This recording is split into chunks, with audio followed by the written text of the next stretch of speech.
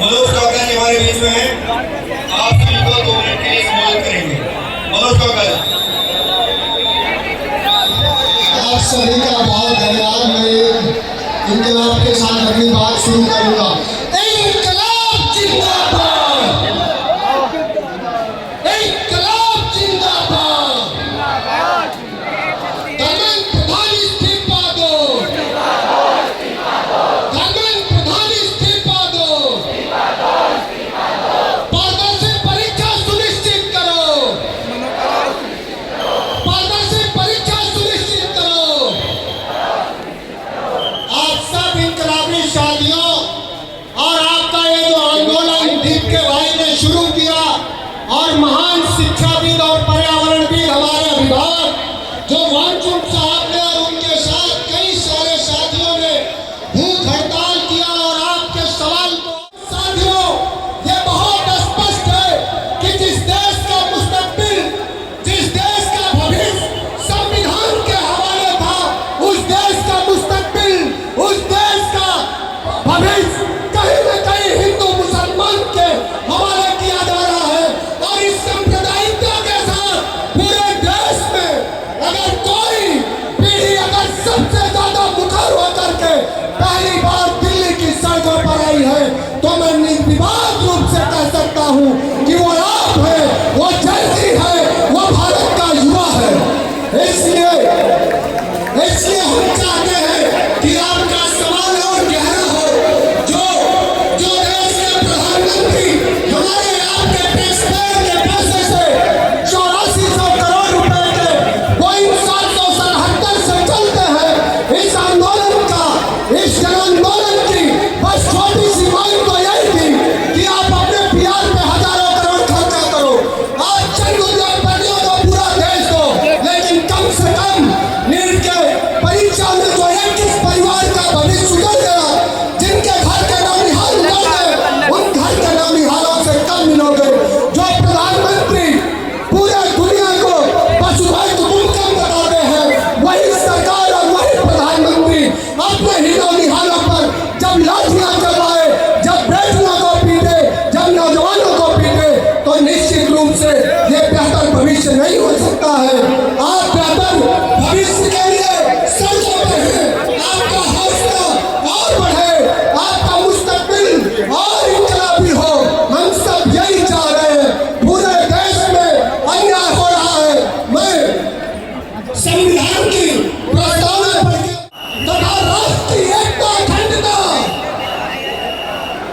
सुनिश्चित करने वाली बंधुता को एपेक द्वारा इस संविधान को अंगीकृत, अधिनियमित, आत्मार्पित करते हैं।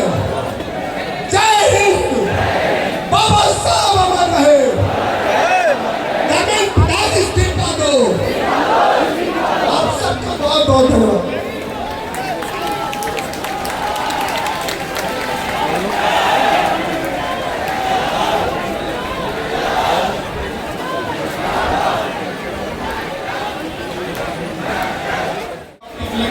बात कर रहे हैं हर गांव में, जो सिर्फ धर्मेंद्र प्रधान एक मंत्री के इस्तीफे से बात शुरू की थी, आज हर एक क्रैक के बारे में बात चल रही है, एजुकेशन सिस्टम में हो या पूरे सिस्टम में हो। आप सभी का बहुत बहुत अभिनंदन, बहुत बहुत आभार। जब मैं दिल्ली आया तो मैंने सोचा कि पहले मैं जंतर मंतर जाकर आप सबसे बात करूं या फिर सीधा मोदी जी से बात करके उन्हें बोलूं कि जंतर मंतर आ जाए। तो फिर वो दूसरा वाला चॉइस हमने पहले डिसाइड किया। मैं बोला हमें उधर जाने नहीं देते, मोदी जी इधर आ जाए, हमसे बात कर ले थोड़ी। तो बस मेरे बात आपके साथ बात करेंगे। कौन है आप डिसाइड कर लो। माय भाई, माय फ्रेंड,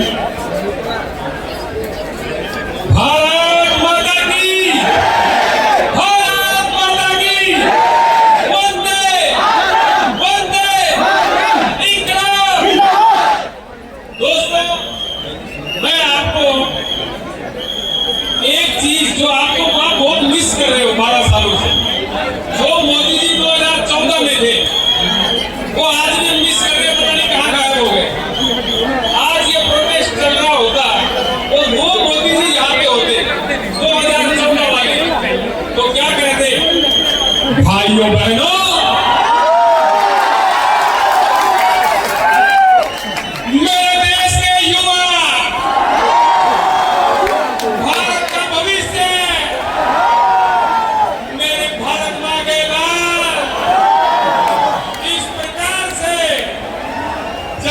मंतर पर प्रोटेस्ट करते देखता हूं तो मुझे पीड़ा होती है।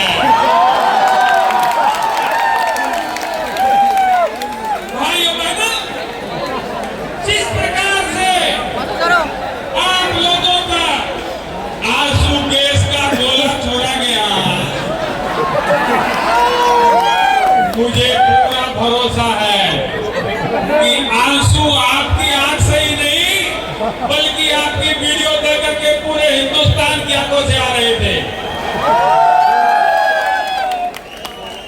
भाइयों बहनों, मैं अगर सत्ता में होता, मैं सत्ता में रहा हूं, मुझे पता है कैसे क्या होता है। मैं अगर सत्ता में होता तो ये युवाओं को यहाँ से बिखरने बगलने नहीं देता, ये युवाओं को रोने नहीं देता, ये बेरोजगारों को यहाँ पर घूमने नहीं देता। और इसलिए जब मेरी सरकार बनेगी और अब बन गई है, बनी हुई है, अब बनी हुई में मोदी जी मेरे सपने में आ जाते हैं। रात को ही मोदी जी सपने में आ गए। मैंने पूछ लिया, मैंने कहा मोदी जी ये पेपर लीक हो रहा है, ये सब कुछ हो रहा है, ये क्या हो रहा है? और आपने कहा था शुरुआत में 15 लाख का, तो मोदी जी बोले भाइयों बहनों,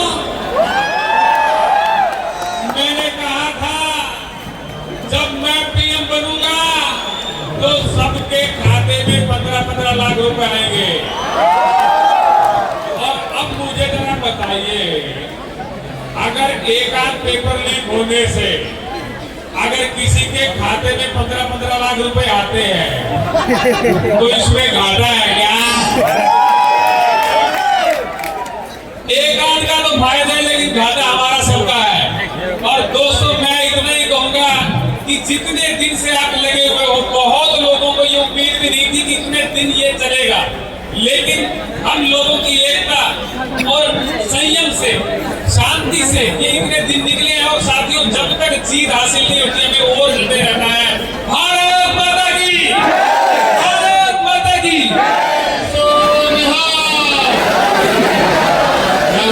सरदार रमनदीप सिंह जी सोनू जो कि इंदिरा गांधी को जो प्रधान साई सिंह जी गीता सब का वोट करवाते। ਅਸੀਂ ਸਾਰਿਆਂ ਨੂੰ ਦੱਸਣਾ ਚਾਹੁੰਦੇ ਹਾਂ ਕਿ ਸਾਡੀ ਪੂਰੀ ਪਾਰਟੀ ਤੁਹਾਡੇ ਸਪੋਰਟ, ਪੂਰੀ ਸਪੋਰਟ ਜਿਸ ਤੁਹਾਡੇ ਨਾਲ ਖੜੇ ਨੇ। ਤੁਹਾਨੂੰ ਕਿਹੋ ਜਿਹੀ ਵੀ ਕੋਈ ਵੀ ਜ਼ਰੂਰਤ ਹੈ, ਸ਼੍ਰੋਮਣੀ ਅਕਾਲੀ ਦਲ ਦੇ ਦਲ ਤੁਹਾਡੇ ਲਈ ਹਮੇਸ਼ਾ।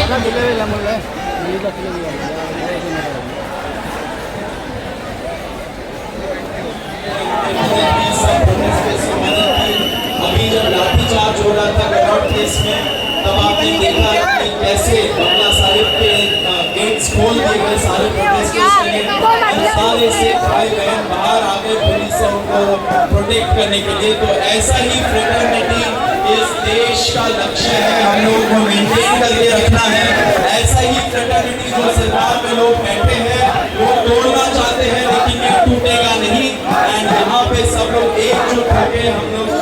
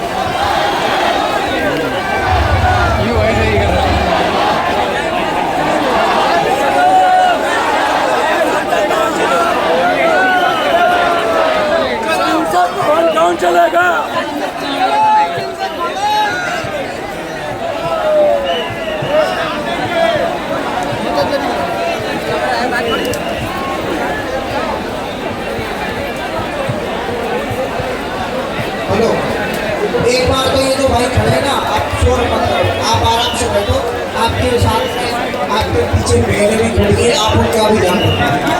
बैठो, आराम से बैठ के ना बैठो, आराम से बैठो, खूब चल रहे हैं। बैठ जाओ, इधर भी आप बैठ जाओ। देखिए, हम सब काम कर रहे हैं, सबकी जिम्मेदारियां